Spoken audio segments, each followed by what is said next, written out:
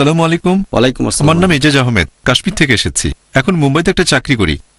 আমি যখন অমুসলিমদের কাছে ইসলামের কথা প্রচার করেছি, বেশিরভাগই সেটা ভালোভাবে গ্রহণ করেছে।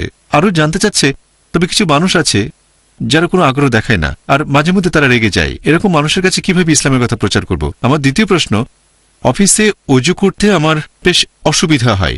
সেখানে টয়লেটগুলো ওয়েস্টার্ন, শুধু টিস্যু পেপার থাকে, আমি ধোয়ার কোনো জায়গা পাই না। ভাই, দুটো প্রশ্ন করেছেন।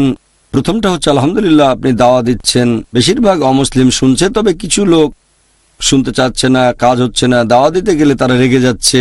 দ্বিতীয় প্রশ্নটা হচ্ছে আপনার অফিসে ওয়েস্টার্ন টয়লেট, সেখানে টিস্যু পেপার, কিভাবে অজু করবেন, কিভাবে করা যাবে? দ্বিতীয় প্রশ্নের উত্তরটা ছোট, তাই সেটাই আগে বলছি। আপনি যে পরিস্থিতিতেই পড়েন খাপ খাইয়ে নিতে হবে। আমি মাশাআল্লাহ পৃথিবীর বিভিন্ন দেশে যাই, আর আলহামদুলিল্লাহ মেনে চলা সম্ভব। আপনি বললেন টয়লেটগুলো ওয়েস্টার্ন, আর সেই টয়লেটে কোনো পানি নেই। হয়তো অজুর পানি নেই, কিন্তু অন্যান্য কাজের পানি তো আছে। হয়তো সেই পানিটা টয়লেটের বাইরে একটা মগে করে সেখান থেকে পানি নেন, তারপর সেই পানি পায়ে ঢেলে অজু করেন, ব্যাস হয়ে গেল। অনেক উপায় আছে। আমরা প্লেনে থাকা অবস্থাতে অজু করে থাকি, করতে হবে। তবে সেখানে আপনি বেসিনের উপর ঝুঁকে পড়বেন না, কারণ জায়গাটা খুবই ছোট। একটা গ্লাসে পানি নিয়ে অজু করে ফেলেছি, একটা গ্লাসে পানি নিচ্ছি, তারপর পায়ে দিচ্ছি পানি, এভাবে ব্যালেন্স করতে হবে। অজু করছি, এভাবে আপনাকে পরিস্থিতির সাথে খাপ খাইয়ে নিতে হবে। তবে অজু অবশ্যই করতে হবে। এটা ছাড়া কি সম্ভব? না, সম্ভব না। যদি এলাকায় পানি না থাকে তাহলে তায়াম্মুম করা যেতে পারে, তবে তায়াম্মুমের শর্ত হচ্ছে পানি না পেলে, এখন শুধু সেই টয়লেটেই পানি নেই, তার মানে এই না যে তায়াম্মুম করবেন। যদি এলাকায় না থাকে তাহলে ঠিক আছে। এবারে আপনার প্রথম প্রশ্নে আসি যে আপনি অমুসলিমদের দাওয়া দিচ্ছেন। আলহামদুলিল্লাহ বেশিরভাগ অমুসলিম বন্ধু আগ্রহ নিয়ে শুনছে, কিছু মানুষ শুনছে না, তারা রেগে যাচ্ছে, অনেকে আগ্রহ দেখাচ্ছে না, অনেক মানুষ মনোযোগও দেয় না। তাই ভাই, যেসব মানুষ মনোযোগ দিচ্ছে না তাদের বলেন ইসলাম সম্পর্কে কোনো প্রশ্ন থাকলে আমাকে জিজ্ঞেস করতে পারেন। যেমন ধরেন, সাধারণত যদি কোনো বন্ধুকে বলেন যে ও ভাই জন বা রামু, ইসলাম সম্পর্কে তোমাকে কিছু কথা বলবো, 5 মিনিট সময় দাও, বেশিরভাগ মানুষই বলবেন না। তারপর আপনি হয়তো বলবেন যে অমুসলিমদের সাথে কথা বলতে গেলে তারা তো শুনতেই চায় না। আপনাকে কৌশল খাটাতে হবে, তাদেরকে উৎসাহিত করবেন যাতে ইসলাম সম্পর্কে তারা আপনাকে প্রশ্ন করে। যেমন ধরেন, সাধারণ একটা ঘটনা, যে আমি ছিলাম অমুসলিম পরিবেশে যখন পড়তাম মেডিকেল কলেজে, আর মেডিকেল কলেজের পরিবেশ ছিল তথাকথিত অতি আধুনিক। আমি আধুনিক মনে করি না, এটাকে অশালীন বলা যায়। তো একদিন সবাই মিলে লাঞ্চ করছি, আমি হঠাৎ একটা মন্তব্য করলাম, যদি কিছু পুরুষ একাধিক মহিলাকে বিয়ের অনুমতি না পায় তাহলে মহিলারা সামগ্রিকভাবে পৃথিবীতে ভদ্রভাবে টিকতে পারবে না। পাশের ছেলেটার খাওয়া বন্ধ হয়ে গেল। ভাই জাকির, এটা তুমি কি বললে? যদি কিছু পুরুষ একাধিক মহিলাকে বিয়ের অনুমতি না পায় তাহলে মহিলারা সামগ্রিকভাবে ভদ্রভাবে থাকতে পারবে না? বহুবিবাহের কথা বলছো? আমি বললাম হ্যাঁ ভাই। উত্তরটা শুনতে চাইলে 10 মিনিট সময় লাগবে। 10 মিনিট, আমি 20 মিনিট দিলাম। এবার সে নিজেই আগ্রহী, বহুবিবাহের কথা বলছে।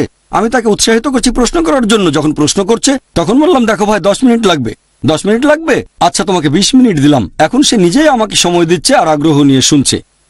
উত্তর তো আমার মাথাতেই আছে, আমি উত্তরটা জানি। টেপ রেকর্ডার চালু করে দিলাম, ঠাঠা ঠাঠা ঠা, বিভিন্ন রকম উদাহরণ দিয়ে। তাহলে কিভাবে উৎসাহিত করছেন সেটা গুরুত্বপূর্ণ। আপনি হয়তো গাড়ি চালাতে জানেন, কিন্তু স্টার্ট দিতে না জানলে সে চালানো শিখে লাভ কি? যদি ইগনিশন কি সম্পর্কে না জানেন তাহলে ড্রাইভিং শিখে লাভ কি? আগে গাড়ি স্টার্ট দিতে শেখেন, জানাটা গুরুত্বপূর্ণ। ভালো ড্রাইভার হওয়া গুরুত্বপূর্ণ, তবে স্টার্ট দেওয়াটাও গুরুত্বপূর্ণ। এইসব কৌশলগুলো আমরা দাওয়া ট্রেনিং প্রোগ্রামে শেখাই, যে কিভাবে অমুসলিম কাউকে ইসলামের উপর প্রশ্ন করতে উৎসাহিত করতে হবে। যেমন ধরেন, কোনো একটা কলেজের পরিবেশটা খুবই অশালীন, যেখানে ইভটিজিং খুবই কমন, সেখানে এরকম মন্তব্য করতে পারেন। ধরেন, কোনো ছেলে একটা মেয়েকে উত্ত্যক্ত করছে, তাকে জিজ্ঞেস করেন তোমার বোনকে উত্ত্যক্ত করলে তুমি কি করতে? আমার বোনকে উত্ত্যক্ত করবে, হাত ভেঙে ফেলবো, পা ভেঙে ফেলবো, তার ঘাড় ভেঙে ফেলবো। বলবেন কেন? কেউ তোমার বোনকে উত্ত্যক্ত করলে ঘাড় ভেঙে ফেলবে, পা ভেঙে ফেলবে, তার হাত ভেঙে ফেলবে, তুমি আরেকজনের বোনকে উত্ত্যক্ত করছো, আরে ওটা তো ওরকমই মেয়ে। এভাবে যুক্তি দেখাতে চেষ্টা করবে যে ওই মেয়েটা তো আসলে ওরকমই, এভাবে বোঝাতে চায়। আর আমার মাথায় তো আছেই হিজাব নিয়ে কথা বলবো, কিন্তু প্রথমে যদি বলি হিজাব নিয়ে কথা বলবো, পাত্তাই দেবে না। জানতে হবে কিভাবে উৎসাহিত করবেন। দাওয়া দেওয়ার অনেক টেকনিক আছে। ধরেন, বাসে করে কোথাও যাচ্ছেন আর আপনার পাশে বসে আছে একজন অপরিচিত লোক, কিছুক্ষণ পরই সে নেমে যাবে। দাওয়া দিতে না জানলে আপনি সুযোগটা হারাবেন, হয়তো জীবনেও তার সাথে আর দেখা হবে না।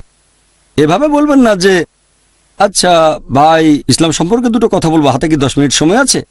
সিম্পল প্রশ্ন করেন, আপনার গলায় ক্রসটা কিসের? আপনার মাথায় আছে যীশু খ্রিস্ট কি সত্যি ক্রুশবিদ্ধ হয়ে মারা গেছেন? কিভাবে শুরু করবেন সেটাই টেকনিক। তাহলে ইনশাল্লাহ যদি আমাদের ট্রেনিং করেন বা ওয়েবসাইটে যান irf.net, বিভিন্ন টেকনিক পাবেন। আর অমুসলিমরা যদি শুনতে না চায় তাদের আগ্রহ বাড়াবেন, যদি তারা রেগে যায় তাহলে টেবিলটাকে উল্টে দেবেন। এটাই হচ্ছে কৌশল। তারা যা বলবে বেশিরভাগ ক্ষেত্রেই আমার মতে সবচেয়ে ভালো কথাটা মেনে নিয়ে তাদের ভুল প্রমাণ করবেন। কেউ আমাকে বললো 2 + 2 = 5, বলবো ঠিক আছে, এই নেন 2000, আরো 2000, এবার 5000 দেন। তখন বলবেন না না, এটা একটা কৌশল। মেনে নিয়ে ভুল প্রমাণ করবেন। মাঝে মধ্যে তাদের কথাটা সঠিক, যেমন জুম্মা 1 সপ্তাহ, হ্যাঁ জুম্মা 1 সপ্তাহে, কিন্তু আমাদের নবী বলেছেন সেই দিনই প্রচার করো, সাথে সাথে প্রচার করো। অনেক সময় এটাই সবচেয়ে ভালো যে তারা যেটা বলছে সেটা মেনে নিয়ে ভুল প্রমাণ করবেন, যদি সেটা করতে পারেন। এটাই একমাত্র কৌশল, না ঠিক? এরকম ব্যাপারে যদি উত্তর দিতে না পারেন তাহলে গর্তে পড়ে যাবেন। যদি অভিজ্ঞতা থাকে, উত্তর সম্পর্কে ধারণা থাকে, ইনশাল্লাহ খুব সহজ। আশা করি উত্তরটা পেয়েছেন।